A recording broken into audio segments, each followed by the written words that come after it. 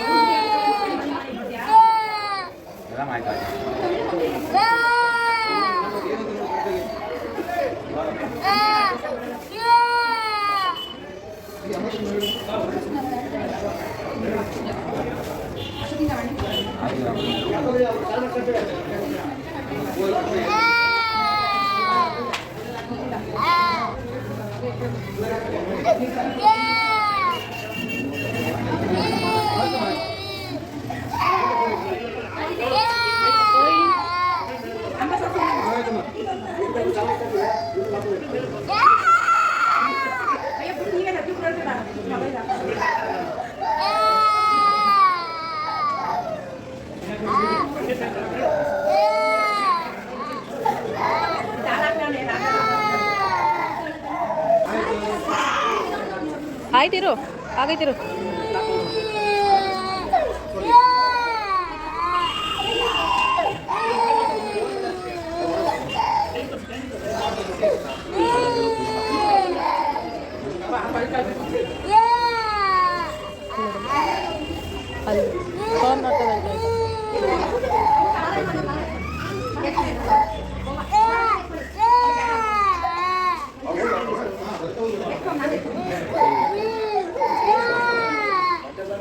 ಮುಡಿ ಎಲ್ಲ ಮಾಡಿಸಿದ್ಮೇಲೆ ಅಲ್ಲೇ ಅಂತರಗಂಗೆಲ್ಲ ಸ್ನಾನ ಮಾಡಿದ್ವಿ. ಅಲ್ಲ ಸ್ನಾನ ಮಾಡಾದ್ಮೇಲೆ ಬಟ್ಟೆ ಎಲ್ಲ ಹಾಕ್ಕೊಂಡು ಇವಾಗ ದೇವಸ್ಥಾನಕ್ಕೆ ಹೋಗೋದ ಅಂತ ಹೇಳ್ಬಿಟ್ಟು ಹೊರಡ್ತಾ ಇದ್ದೀವಿ. ಮನೆಯಿಂದ ಕಾಯಿಗಳು ಮಾತ್ರ ತಗೊಂಡೋಗಿದ್ವಿ. ಇವಾಗ ಪೂಜೆ ಸಾಮಾನೆಲ್ಲನೂ ಇಲ್ಲಿ ತಗೊಂಡು ಇವಾಗ ದೇವಸ್ಥಾನಕ್ಕೆ ಹೊರಡ್ತಾ ಇದ್ದೀವಿ. 20 ರೂಪಾಯಿ ಹೂವು ಹಾಕು, 5 ರೂಪಾಯಿ ಕರ್ಪೂರ, 5 ರೂಪಾಯಿ ಗಂಧ ಕಡೆ.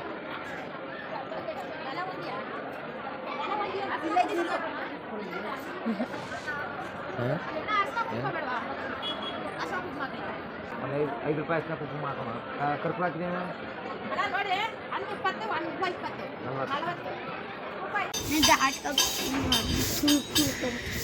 ಪಂಚೆ ಎತ್ಕಟ್ಟಿ ಇತ್ತು. ಅಯ್ಯೋ, ಫೋಟೋ ತೆಗಿಸ್ಕೊತಾರ ಗಂಡು ಹಿಂಗೆ ದುಡ್ಡು ಆಯ್ತಾ ಲೋ ಇಲ್ಲಿ ಇರು ಎತ್ಕತ್ ನೀರು ಕಮಾಚ ಕಡೆ.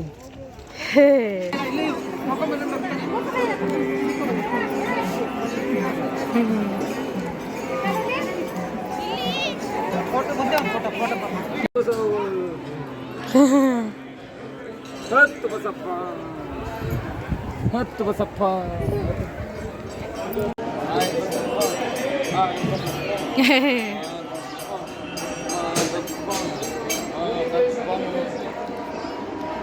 ಇಲ್ಲಿ ಬುದ್ಧಿ ಬುದ್ಧಿ ಬತ್ತಿ ನೋಡಿ ಇಲ್ಲಿ ಬುದ್ಧಿ ಬುದ್ಧಿ ಬುದ್ಧಿ ಬುದ್ಧಿ ಬಸಪ್ಪ ತಗಿಲ್ ಬಿಡು.